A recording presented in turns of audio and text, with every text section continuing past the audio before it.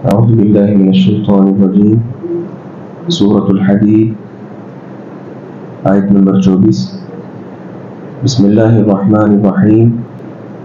الذین یبخلون ویأمرون الناس بالبخل، وہ لوگ جو بخل کرتے ہیں اور لوگوں کو بخل کا حکم دیتے ہیں۔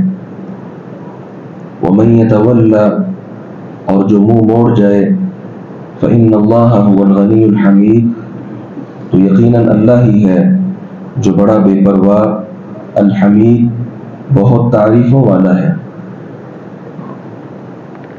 اس سے قبل جو ہم نے آیات پڑھی ان میں اللہ رب العزت نے جہاد کے میدان میں خرچ کرنے کا حکم دیا۔ جہاد سے ڈرنے والے اور جہاد فنڈ میں حصہ نہ ڈالنے والے منافق لوگ تھے۔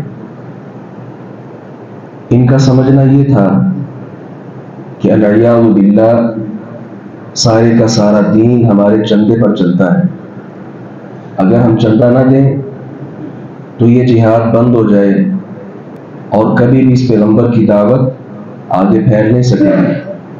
تو اللہ رب العزت نے فرمایا جو لوگ بخل کرتے ہیں اور لوگوں کو بھی حکم دیتے ہیں کہ تم بھی بخل کرو، یہ جانتے نہیں ہیں کہ بخل کرنے سے انہی کا نقصان ہے، اور یہ بھی نہیں جانتے کہ ان کے بخل کرنے کے ساتھ یہ اسلام دبے گا نہیں بلکہ یہ مزید ابھرتا جائے گا۔ کتنے منافق لوگ تھے اس وقت خرچ نہیں کیا، کیا ان کے خرچ نہ کرنے کے ساتھ اسلام دب گیا؟ نہیں۔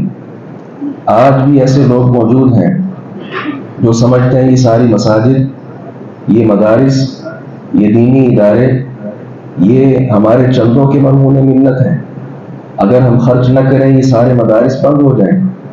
لیکن آپ نظر دوڑائیں کتنے لوگ ایسے ہیں جو خرچ نہیں کرتے، لیکن یہ اللہ کے گھر، یہ اسلام کے مضبوط قلعے آج تک الحمدللہ روشن ہیں، اور انہوں نے روشن رہنا ہی رہنا ہے۔ جو آدمی خرچ کرے گا وہ اپنا ہی بھلا کرے گا، اسلام کا نقصان نہیں کر سکتا۔ اس لیے کوشش کر کے یہ سعادت سمجھنی چاہیے کہ اللہ کے راستے میں کہیں نہ کہیں ہمارا مال بھی خرچ ہو جائے۔ اللہ تعالیٰ سے دعا ہے باری تعالیٰ حق بات کو سمجھنے اور اس پر عمل پیرا ہونے کی توفیق عطا فرمائے۔